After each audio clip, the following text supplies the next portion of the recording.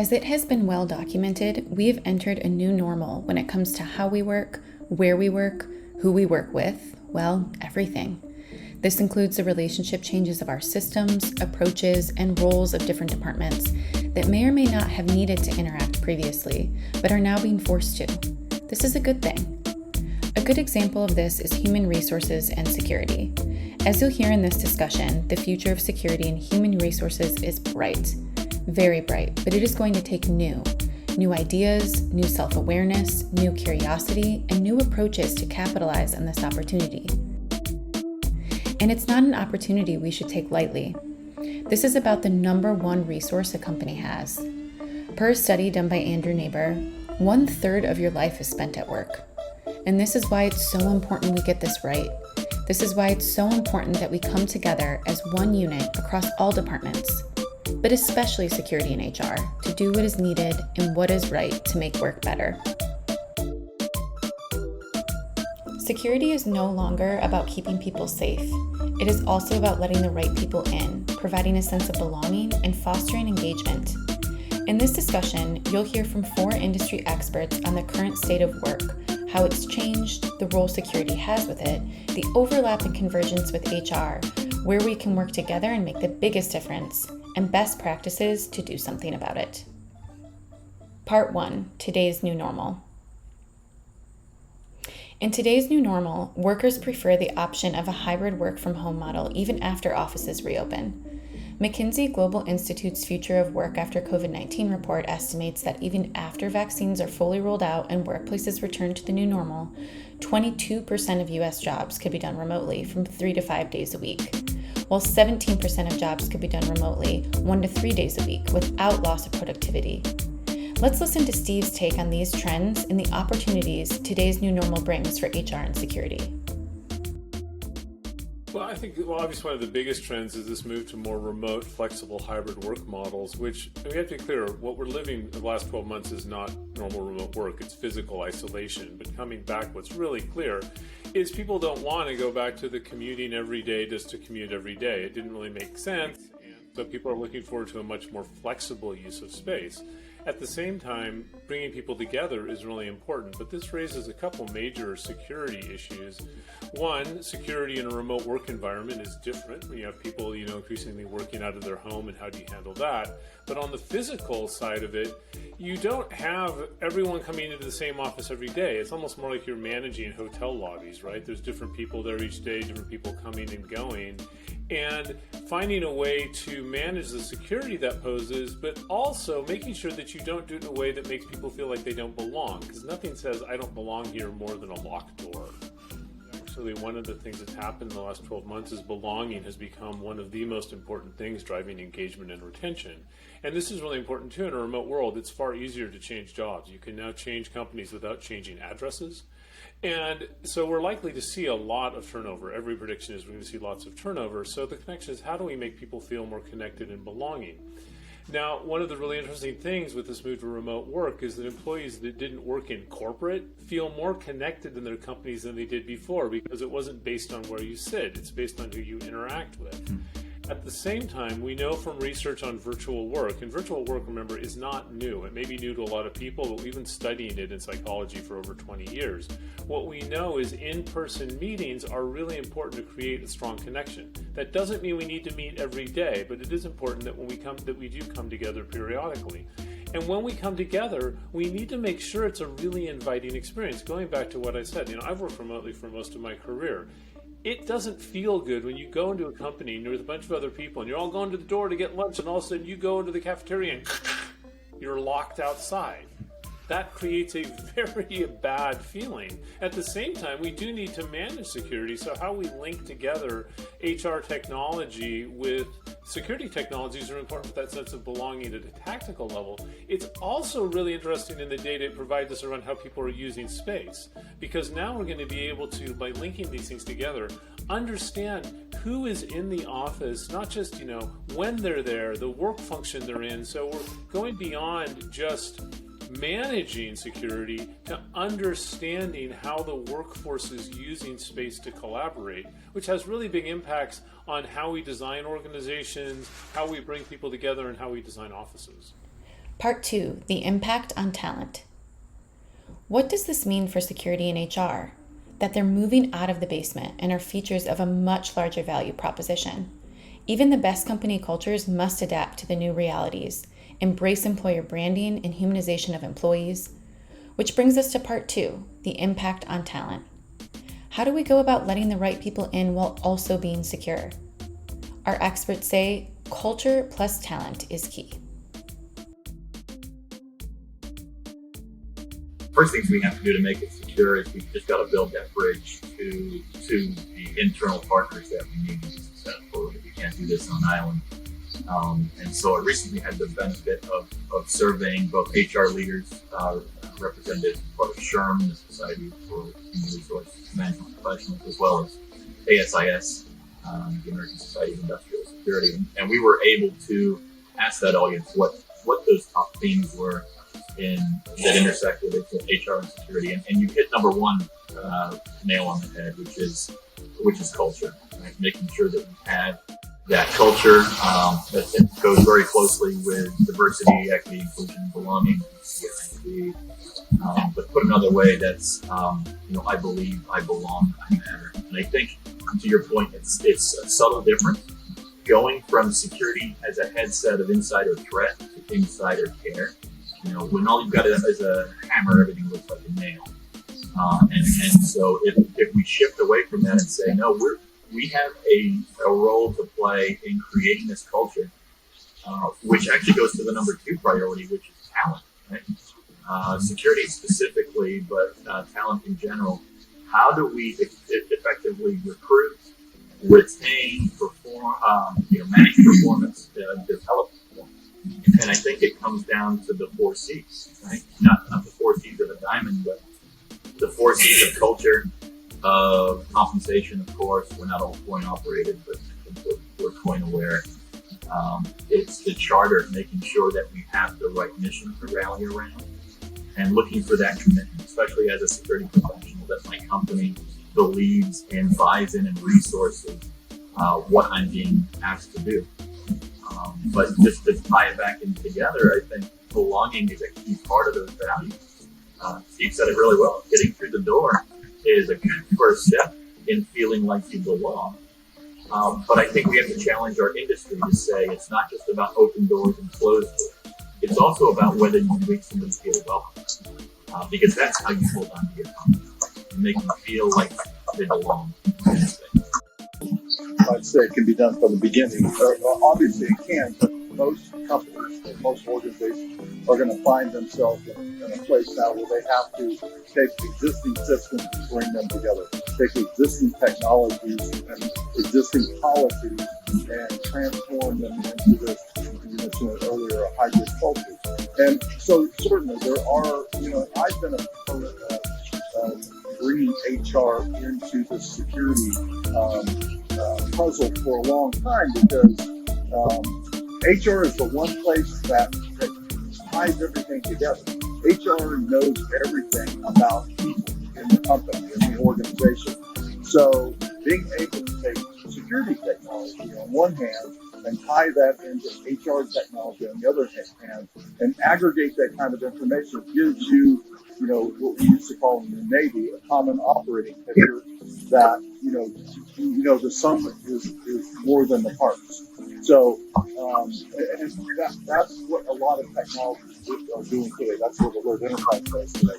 We're tying these different technologies together that give companies and organizations a much more holistic picture of the people, what they have access to, where they are, and it's much more because it creates incredible efficiencies within the organization. And I wanted to follow up on something that you were talking about a second ago. I've had at least 3 conversations, maybe 4 conversations, just in the past week. I work with a bunch of companies out in the Bay Area, in Silicon Valley primarily, and every one of them are struggling with this issue right now.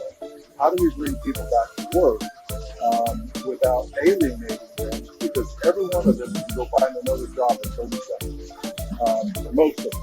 So, as Rich was just saying, this is a culture issue that companies have to solve.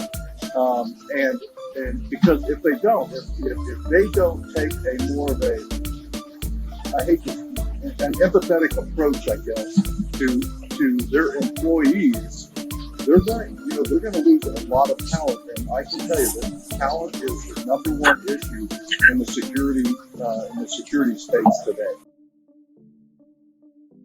Yeah, I have this question. I mean, I'm answering this as my background as a person who studied sort of the intersection of psychology, HR technology, and work and employee experience. I think there's two ways that I would answer why we need to have a much stronger link between HR and security, and HR technology and security technology. One is the cultural aspect. The single biggest source of variability in most security is people. It's people doing things usually inadvertently that create security risk. And so creating that culture is part of creating a secure environment, and using a lot of HR technology around learning and things like that allow us to create a secure culture, just like we create safety cultures, so people understand the importance of it. But the other part, which gets really more specifically at the integration of the two technologies, I would start with looking at data, and then I'm going to talk a little bit how it ties to the three major types of employee experience. If you think about the data we need to understand our workforce, there's really three things. It's, first of all, who are the people in the organization and what jobs are they performing, the skills of the past. So that's HR data.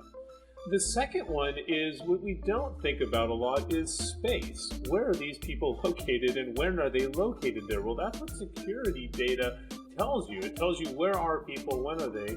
And then the third thing is the actual work that they're doing, which is, again, HR data. So you're able to say, this person with these skills and these attributes belonging to this group was in this space at this time doing these things. Now, we've seen, because of COVID, which is the risk mitigation side of it, companies get really sophisticated at using SAP technology and alert technology to understand those three things to manage COVID exposure risks. But when you go beyond that, these companies are talking about, this gives us a much better understanding of how space, people interaction, buildings are playing out in the way that people are working, the way that they're collaborating, the way they're coming together. Now, realizing this is a sort of long answer, but I'm going to get into, okay, imagine we have all this data. We have these three types of data together. How would it play out in improving employee experience? Well, I'm going to give examples for the three major types of employee experience. The first one is what's called task experience. Is it easy for me to do work and get work done the way I want to get it done? That's about, hey, when I show up to a building, I want to be able to get in where I'm supposed to be able to get in. That's really important, and having these things linked together when we're having a much more dynamic use of space is really important. So open doors are open when they should be open, they're not when they're not, and this happens constantly changing, which usually change is the enemy of security, so we have to deal more flexible use of workspace. That's task experience. The second big experience that affects work is a sense of community and belonging. And we talked about earlier, nothing says you don't belong like a locked door, but also community of caring to say that we are concerned about your safety and security. So employees know if they're coming in late night into a building, if they're coming in, they know that it's a safe place. They know the organization cares for their welfare by its investment in technology that ensures they don't have to be worried about who else is in that building besides them. So this sort of community aspect of it. And then the third is a fulfillment experience, which is about, is work providing what we want from work, which really gets in the sense of letting people work where they want, when they want, and really encouraging this flexibility, but making sure that we have technology that enables people to work the way they want in a way that's efficient, they can get to where they need to be when they need to be there, but also safe. And those, I think, is really about bringing the power of bringing these two technologies together is so transformational, but historically we just haven't thought about it that much. But it's really exciting to see what we're able to do. Your values mimic or are associated with the values of the company, and I think the access control systems have a play into that. From how do we gather data about the individuals to what data do we keep, how do you use this system. We've often talked about creating systems that are frictionless and have less friction as the people come in the door. But now we're facing, at the back end of this COVID pandemic, a lot more friction than what we've had in the past. You're going to have to go to the lobby. You have to have your temperature taken. All these other rules and variations where in the past, usually HR and physical security came together, they created a set of rules, established them, and then they didn't change for years. Now it's going to be very dynamic. And you're going to have to account for day-to-day changes in how people are going to get into the door, and how do you communicate to that the individuals out here. Today's process, and how do they feel comfortable in that sense of belonging that, okay, I understand how to do this, and I'm able to follow and comply with the rules and regulations of how to do together. So there's a whole lot of more dynamic relationships that will happen between HR and physical security than probably what we've had in the past. First thing has to be to recognize that you're in a silo and look for ways to break out of it. So, one thing that got my attention, Steve mentioned, was the word transformation. So you could look at transformations. How do I transform security, or how do I transform human resources? But at the end of the day, we're all looking to be business professionals. And, what I'm excited about is digital transformation, which is a conversation in every boardroom at the moment. And a lot of people, when you scratch the surface, they really struggle to know where to start. I think what we have here between the folks represented on this call is a way to say, hey, why don't we do human-centric digital transformation? Why don't we converge? Why don't we break down those silos of that cyber identity, that physical identity, that HR identity, and start to look for these patterns of life, right? Where does a person go? What buildings do they enter? What restricted spaces do they enter? How can we optimize that through space planning? How do we stage equipment better for asset utilization purposes? If I put my chief medical officer hat on, obviously during a pandemic, there's a lot of moving parts, a lot of things are changing. You want to be able to answer the biosecurity question. So that's the third security hat. We've converged physical and cyber, but now we've got a biosecurity obligation as well. So all of these things can say, hey, let's look at total business process through the lens of identity, and use that as a catalyst for kicking off digital transformation if initiatives aren't already in place. Part 3, Best Practices and Next Steps. This brings us to the third and final piece, bringing these systems together. What are best practices and next steps, and how can we add value? And I think part of it goes back to our culture as an industry, and how have we as an industry approached our systems, how they're designed, how they're implemented at the clients' offices and organizations. And so part of that, as we go and develop better standards, as we create systems that are more interoperable, that's going to certainly allow us to have that flexibility to exchange data more easily, do it on the fly, do it faster, do it in near real-time basis. But that also comes with some caveats. So we have to kind of balance being able to share data with privacy regulations and rules, and how does that create a culture within the organization. So we've talked about Big Brother, and security always seems like, hey, they're the Big Brother and they're watching me, so to speak. How do we still collect data and utilize it to improve customer experience, and how buildings are created and utilized without creating that sense that you're Big Brother? Part of that's just data anonymization, whether that's through the access control system, or even if you have a video system out there. How do we allow the client to feel like, okay, it's okay for me to walk in and be normal, and I don't have to be concerned about maybe there's a camera that's watching over my shoulder and they know who I am, versus the data is just going to be collected in general as somebody has used this particular space in this particular way for this particular amount of time, not identifying it to me as an individual.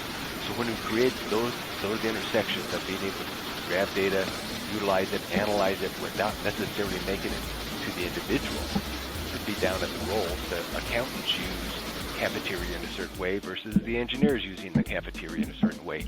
Then we get a lot better data and an understanding of how to make the buildings more accessible and usable for our workers, versus us being Big Brother and telling you how you're supposed to be able to. People need to understand what their roles and what their responsibilities are.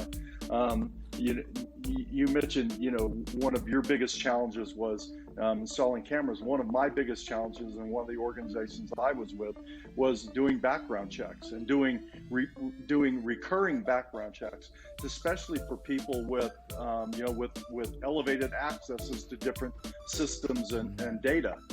So But again, all of this is, culture is just so important. I'm a technologist. I've always been a technologist, but we've been talking about this for a long time, that the cultures within an organization, between the different groups that we're talking about here, they're so different. And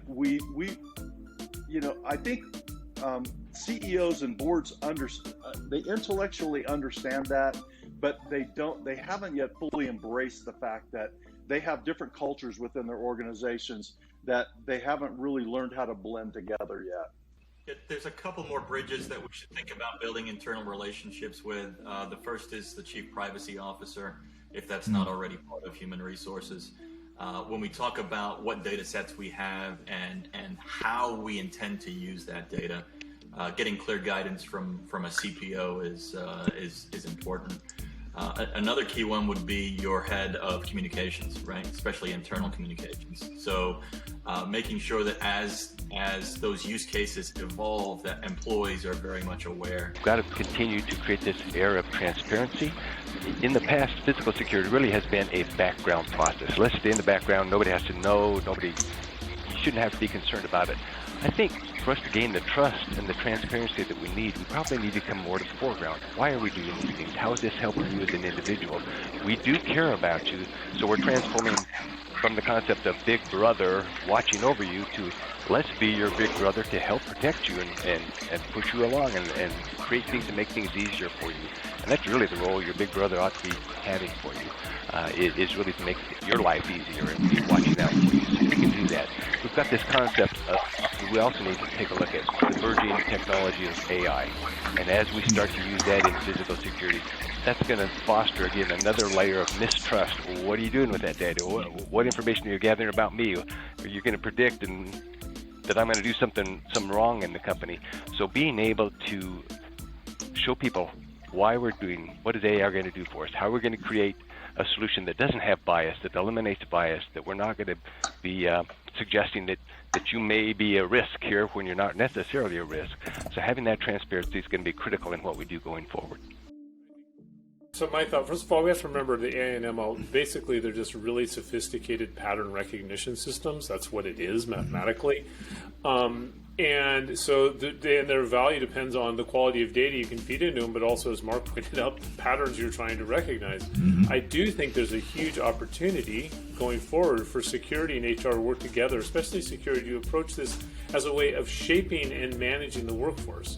When we start having really good data about who's where, when they're where, how they're interacting, tying that with things like engagement data, productivity data, and really thinking about how we optimize the use of space. So I could imagine, for example, bringing in data on like weather patterns, commuting patterns, and saying, look, there probably is an optimal time to have meetings, and it probably isn't when people think it is.